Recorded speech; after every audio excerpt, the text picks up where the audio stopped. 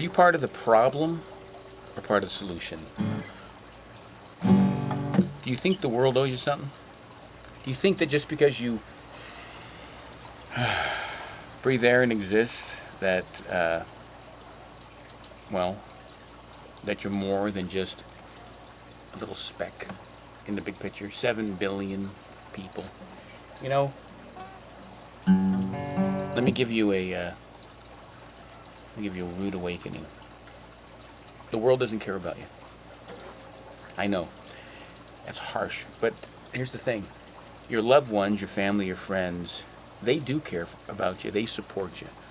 But everybody else, for the most part, I mean, there are, 10% maybe of some really altruistic, sweet people, caring people. But seriously, for the most part, most people are in it, the big picture for what? For themselves. And this is not a cynical view. This is a view based on observation.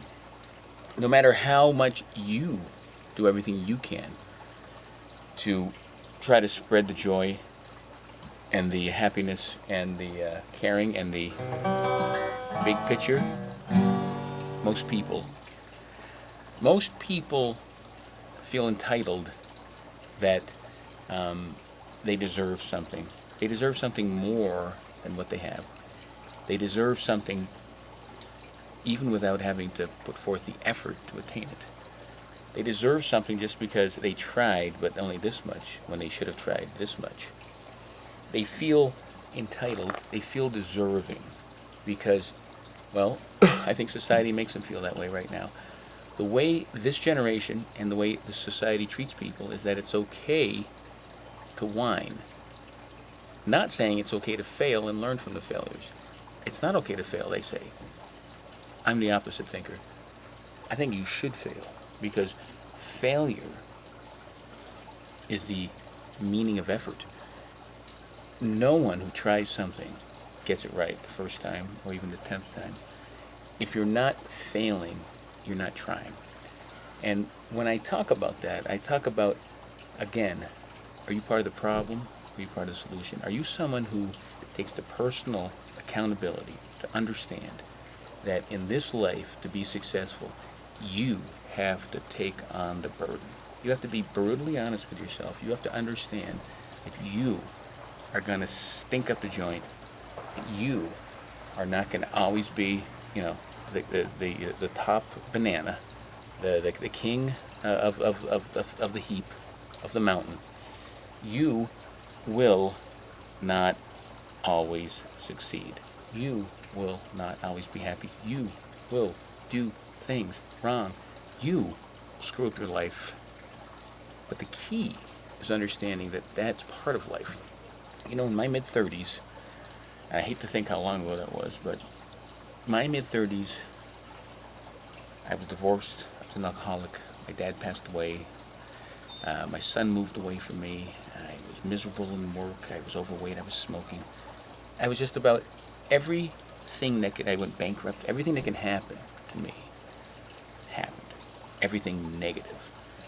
And I could have used that mantra of failure for the rest of my life. Go, oh, well, this happened to me when I was 34. Oh, this happened to me then. My mom and dad died when I was young. Oh, I've been divorced twice. So, I had the drinking problem. My son left me. I went bankrupt. But everything bad, I turned around. And I not only learned from it, but I became a better person from it, and I grew from it, and I actually turned everything around. Bankruptcy, I'm flush. I'm doing really well. Divorce, been with the same woman for 18 years.